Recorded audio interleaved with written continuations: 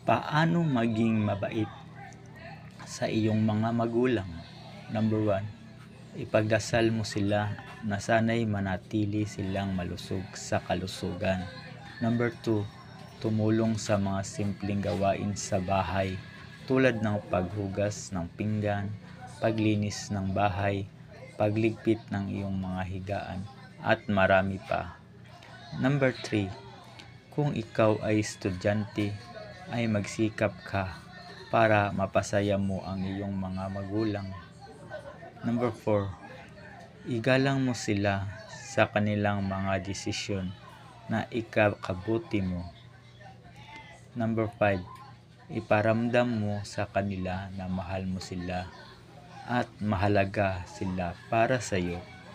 Guys, please subscribe and share my channel para update kayo lagi sa mga videos ko. Salamat po. God bless. Ingat.